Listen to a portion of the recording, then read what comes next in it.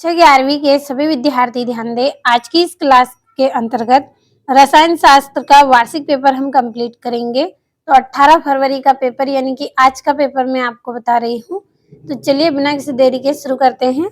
70 अंक का आपका पेपर है, 63 अंक लाना है, तो पूरा पेपर कंप्लीट जरूर करके जाएं आप। तो पहला प्रश्न, सही विकल्प चुनिए।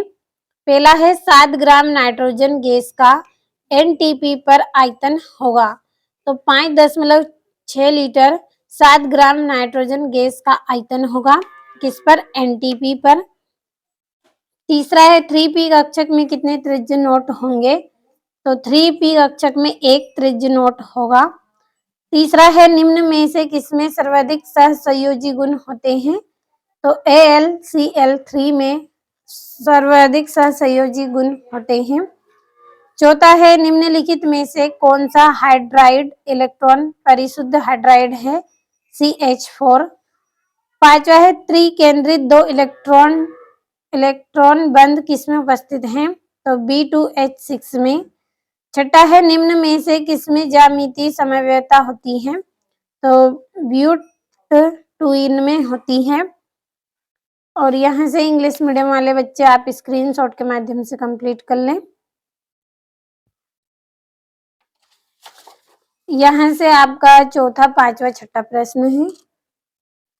और अगला आपका जो प्रश्न है उसमें आपको रिक्त स्थानों की पूर्ति करना है। पहला है STP पर 22.4 LCO2 का द्रव्यमान निर्देश होगा, तो 44 GM होगा। और एक तत्व का परमाणु क्रमांक 11 है, इसके ऑक्साइड की प्रकृति निर्देश होगी, तो कैसी होती है? क्षारीय प्रकृति इसकी होती है। तीसरा है यदि कोई तत्व निम्नतम ऑक्सीकरण अवस्था में है तो वह डेडेस दशा में होगा, तो वह अपचायक दशा में होगा। चौथा है BlCO3 कार्बोनेट वायु में अस्थायी होता है, जिसे अपघटन से बचाने के लिए CO2 के परिमंडल में रखा जाता है।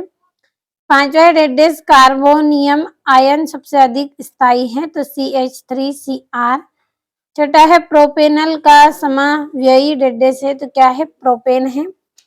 और ये यहाँ से इंग्लिश मीडियम वाले बच्चे आप कंप्लीट कर ले इनको। बढ़ते हैं तीसरे प्रश्न की ओर। तो तीसरा प्रश्न है जोड़ी। तो पहली है मोलरता, तो इसका रहेगा मोल बटा लीटर। दूसरा है सबसे अधिक आयनिक त्रिज्या, तो C4 ऋणायन। दूसरा है जल में कठोरता, Ca2 धनायन। और इलेक्ट्रोफाइल नहीं है, तो Na धनायन। और हकल का नियम, तो एरोमेटिकता इसका आंसर रहेगा। और अगला प्रश्न हम पढ़ेंगे, एक वाक्य में उत्तर लिखिए। तो पहला है इलेक्ट्रॉन के निश्चित प्रक्षेप पथ के अस्तित्व की संभावना समाप्त हो जाती है किसमें? हाइजेनबर्ग का अनिश्चितता का सिद्धांत में क्या होता है? निश्चित प्रक्षेप पथ के अस्तित्व की संभावना समाप्त हो जाती है।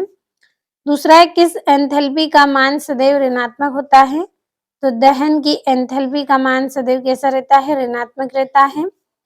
तीसरा है भारी जल को जल से किस प्रकार प्राप्त किया जाता है? तो जल के निरंतर विद्युत से प्राप्त किया जाता है।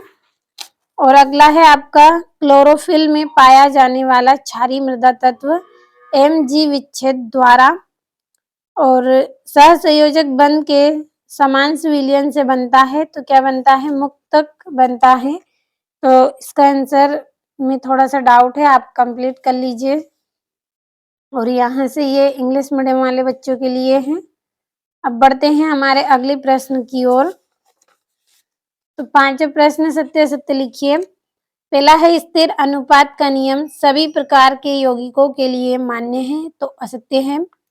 दूसरा है अफबाहु सिद्धांत परमाणु में प्रोटॉनों के वितरण से संबंधित है, तो असत्य है। तीसरा है पी ब्लॉक तत्वों का महत्तम कक्ष विन्यास केवल ns² p हो सकता है, असत्य है। और 2 पर मानवीय कक्षों के रेखीय अतिव्यापन से सिग्मा बंध बनता है, तो ये क्या रहेगा? सत्य रहेगा।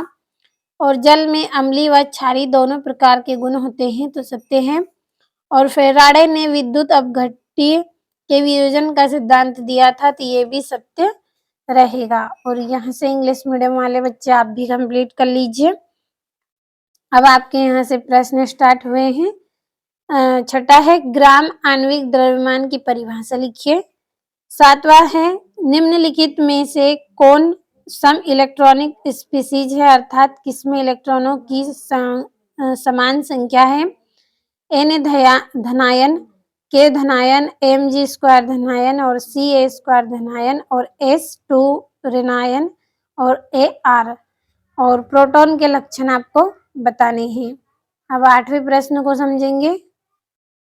8वां है आपका धन आयन की आयनिक त्रिज्या परमाणु त्रिज्या से कम होती है, क्यों। और एस ब्लॉक तत्व किसे कहते हैं, इनके मुख्य गुण लिखना है आपको। और 10वां है अंतर अणुक तथा अंतः अणुक हाइड्रोजन बंध को उदाहरण से समझाइए। और अगला प्रश्न है एंट्रोपी को परिभाषित कीजिए। और क्रोमेटोग्राफी किसे कहते हैं। तो पूरा पेपर आपको कंप्लीट अच्छे से कर लेना है। और ये आपका 13वां है ज्यामितीय समन्वयता किस प्रकार के यौगिकों में पाई जाती है, उदाहरण से समझाइए। और ली सर्तेलिए नियम के आधार पर किसी उत्क्रमणीय अभिक्रिया की समावस्था पर पड़ने वाले प्रभावों को लिखना है। और अपचयन या अवकरण प्रक्रम किसे कहते हैं, उदाहरण से समझाइए। और निम्नलिखित यौगिकों के संरचना सूत्र लिखना है। बेजल्डिहाइड, एसीटोन, एथाइल एसीटेट और एसीटामाइड। अब बढ़ते हैं अगले प्रश्न की ओर। तो ये यहाँ पे एल्किन बनाने की प्रयोगशाला विधि का चित्र सहित वर्णन। और बामर सूत्र क्या है, यह हाइड्रोजन वर्णक्रम की व्याख्या कैसे करता है। और ये आपको सारणी दी गई है यहाँ पे। और ये इसका यहाँ से अथवा है, तो कंप्लीट अच्छे से करें पूरा पेपर। यहाँ से 19वां है आपका आंतरिक ऊर्जा से क्या तात्पर्य है, क्या इसका वास्तविक मान प्राप्त किया जा सकता है। और ये आपका 20वां प्रश्न है। तो आज की इस क्लास में जितने भी प्रश्न आपको बताए हैं सभी को आप अच्छे से कंप्लीट जरूर करें।